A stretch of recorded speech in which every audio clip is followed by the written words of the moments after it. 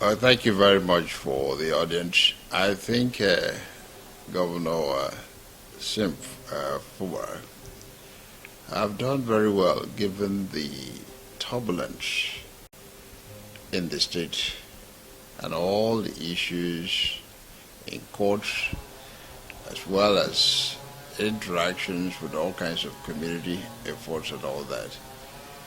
For him to handle all this together and still maintain the course of development in the state is worthy to be praised, because these are enough distractions for him to handle this task together, building new roads,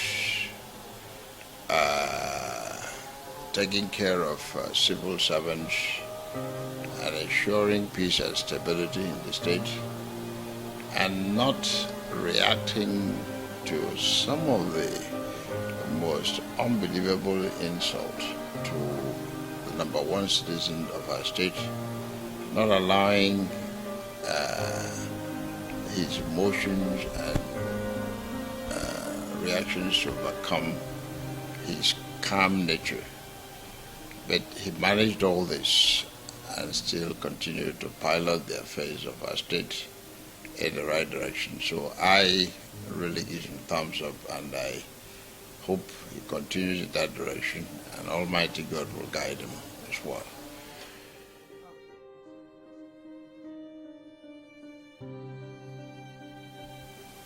My advice is that he should continue to be mature.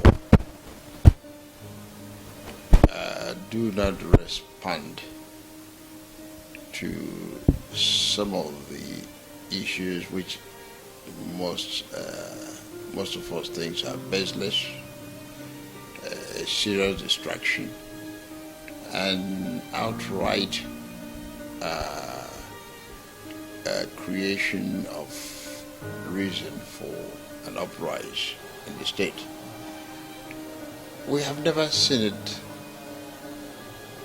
like this before, ever since our state was created.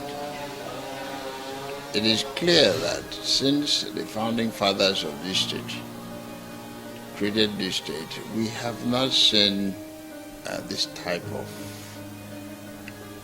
reaction between the outgoing leader of our state and the incoming. So all we could say as elders is to say, let everyone look at history and read themselves. Have there been a time that we've had a governor of this state finish and we have this type of crisis that rock every aspect of the state, derailed any form of focus, create unnecessary attention nationwide, making our state a joke among the people of this nation and also the world. So we feel that this should be, what happened here should never repeat itself, and we thank God that at least things have begun to calm down in the state.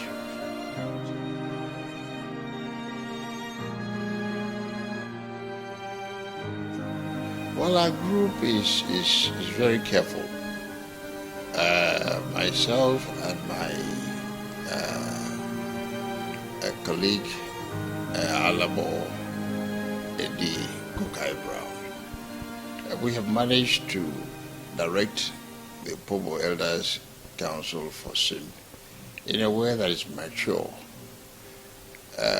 We've not delved into some of the very thorny issues in any public manner, but we continue to engage all the participants constructively and to see how we can stabilize the affairs of the state, because we're elder statesmen. We have to live above some of the utterances and comments that could create a further crisis and derail or make matter worse.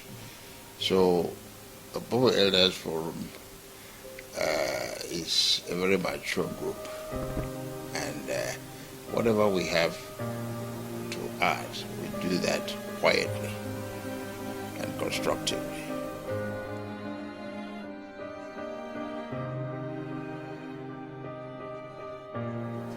Of course, these are projects that resources of River State were committed. They are never Wike, never Abechi. These are projects of River State. But however, it has to take them one by one on a case-by-case basis, look at each one of them, and see which one is viable and necessary to the current or prevailing economic condition of the state, and then pick them and develop them. So it is something that needs a careful review and pick those ones that can help accelerate the economic growth and development of the state.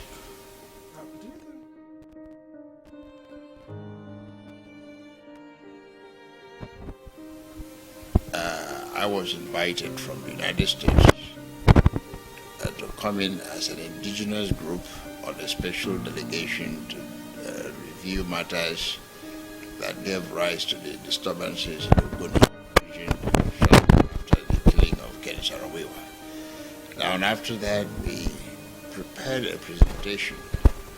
Then it was General Abacha who was the head of state, and Colonel Como was in charge of River State.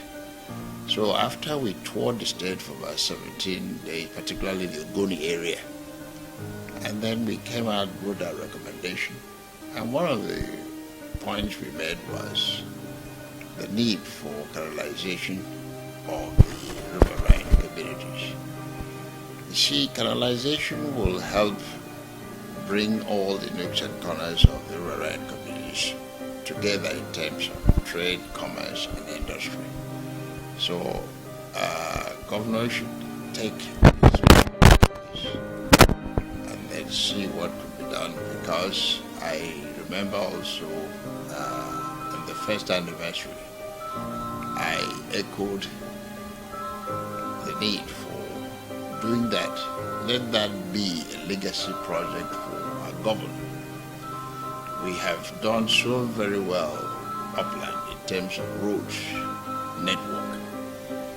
Canalization can connect Opobo, Ogoni, and Boni on a straight shot.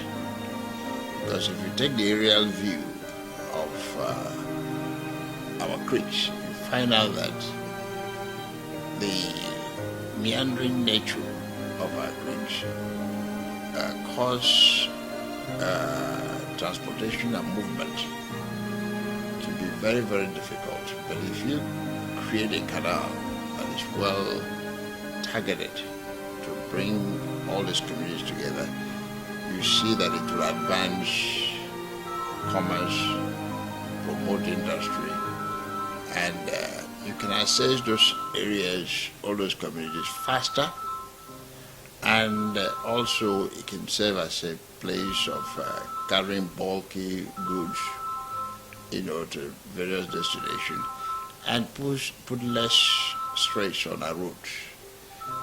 So I think canalization should be a policy and a strategy of development of the riverine communities. Well, that argument, we can understand those the proponents of that, but you see, we're also pursuing a policy of depopulating the upland areas. If you put a canal, of course, there may be some people who will relocate. And also, it can promote tourism, not only for our people here. Others, people may come, those who want to tour our riverine areas, and particularly security in terms of piracy in the sea. A canal, you'll be able to control it because you can set up security network system very easy on both ends, and then make sure that people move around in a very safe and secure manner. So I think there's argument on both sides, but for me, I see the argument to create colonization to be far more superior. Because, yes, today there are less people there, but what about the future?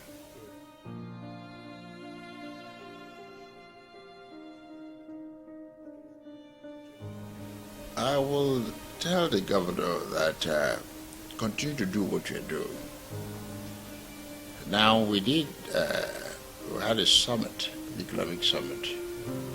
There are lots of good ideas that came out of that summit. These ideas should be presented to a task force to look at some of the ventures that were proposed, and then it could be used by the state as a way of arranging its own economic plan. But in terms of what exactly will I tell the governor to embark on, my main advice to him is the political crisis in the state. Yes, it has gone down, but there are still pockets here and there that he must tackle and see how to bring everybody together, which is something that has already started. But we do need a lot of work in that area. I appreciate the fact that he has reached out not only to the riverine community, but far even into the mainland. I really applaud him for his calmness, strategy, and ability to achieve that. So continue to do what you're doing, and but be careful on the political side, because we have not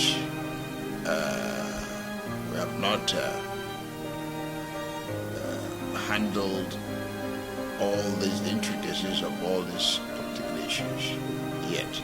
So be careful, be well guided,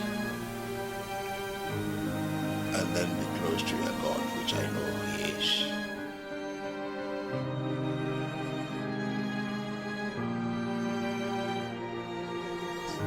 I will say an inclusive cabinet, a cabinet that brings everybody. The character of the state must be reflected. In every community you will find good hands, but make sure that all segments of the community are well represented. Yes.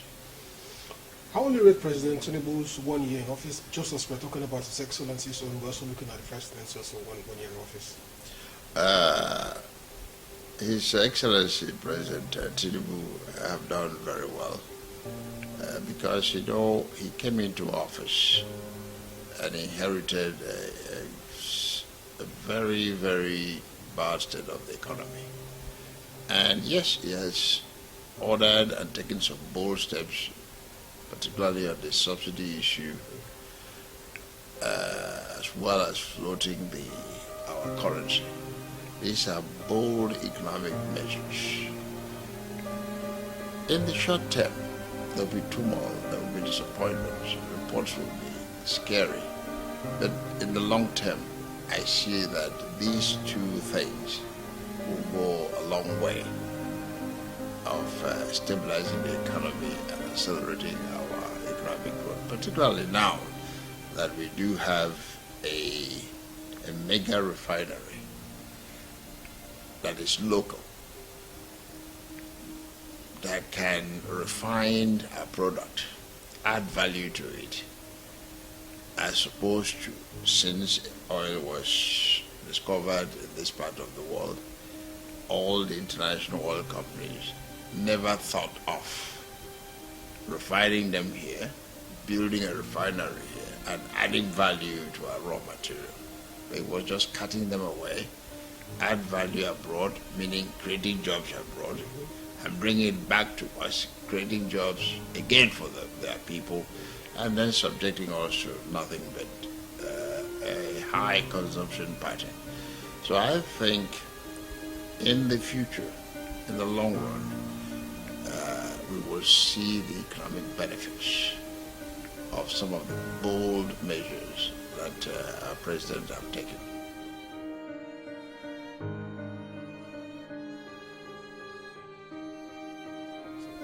Well, yes, because in the hydrocarbon industry, we own the oil. God have blessed us.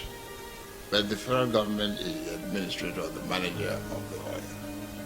We must engage them to be part of it. River State government should have a petroleum company of repute, well known, even if it's go on with the private sector, but something that identify our state with all this money that flows into the state. It could be targeted in that area. So look, we are an oil and gas city. We are an oil and gas state. We must be a player in it, either in the services area or in the E&P area. So, but allowing the federal government, allowing all other entities to play that role with us, not participating at all, is worrisome. I think River State government should look at how we can fit it into the oil and gas industry and play a role in fitting the state. All right, this is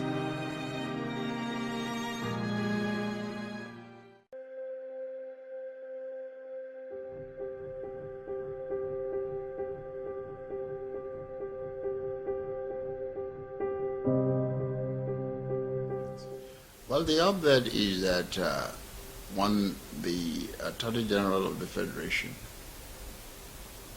is enforcing the Supreme Court judgment, which is that BFI Group Corporation, the entity that won the ALSON and the preferred bidder of ALSON, should go ahead and take over.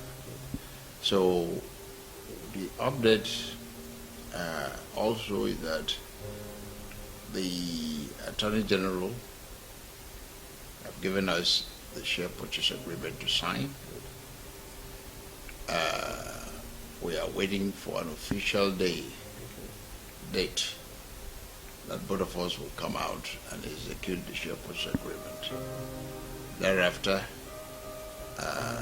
BFIG will now move it. So we are encouraged by this administration because they have truly shown that they are an administration that is committed to the rule of law, that respects the judgment of the apex court. They have made a lot more progress with us since they came in than we've ever seen in the previous administrations. So for us in BFIG Group, we are more thinking of how we will rehabilitate and commission the plant within a very short period of time. So therefore, we are putting together a strategy that will accomplish the rehab program in a manner that will bring ALSON back to its old glory and meet the objectives for which it was created. So we have our partners from the US, our partners from Germany that have come together. These are people who built the plant. So they will assist us in ensuring that the plant is rehabbed very, very quickly.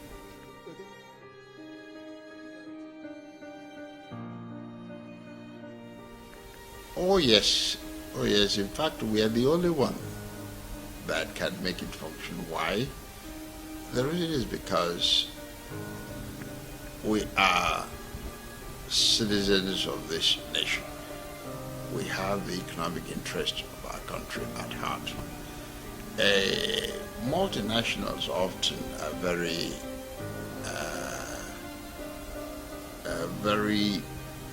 for lack of any word that will insult them, because there are a lot of multinationals who stand firm and do good things.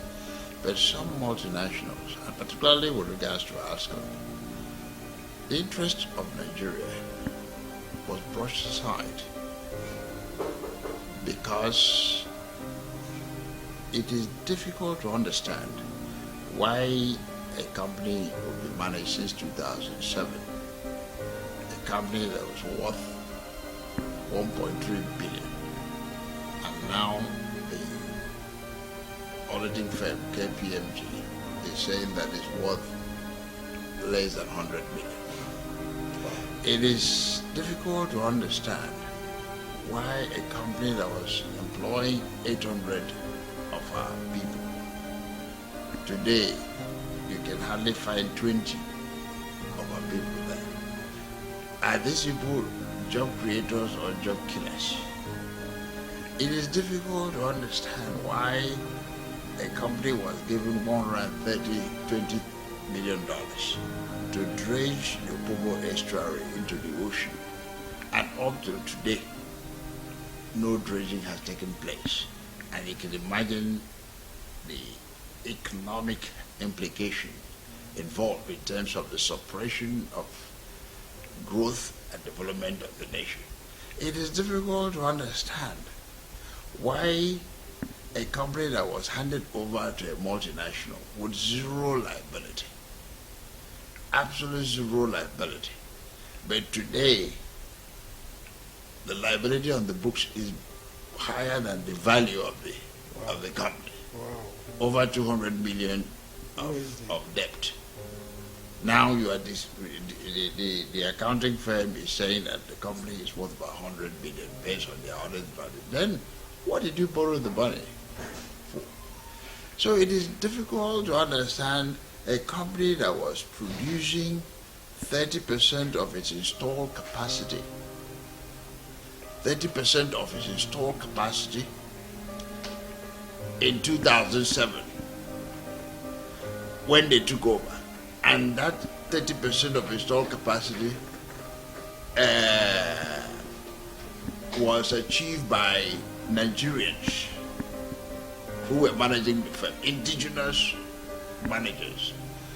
They were producing 30% of the installed capacity, whereas the so-called foreigners that claim that they're number one in the world are producing less than 5%. From 2007 all the way to 2013 when they shut down the operation. So, to answer your question then, there is nowhere that we will take over, that we will not beat their record. Okay. ALSON will be managed and managed in the interest of our nation. Compete with other aluminium products in the world market and bring in hard-earned currency into our economy. Stabilize the Niger Delta region. Employ our youths who are now graduating with no hope whatsoever. Today, all our people are going through all our youths are going through enormous challenge of looking for jobs with great degrees, excellent performance in school. but don't have a place of work. So we are definitely going to do far better than whosoever is legally occupying the plant at this point.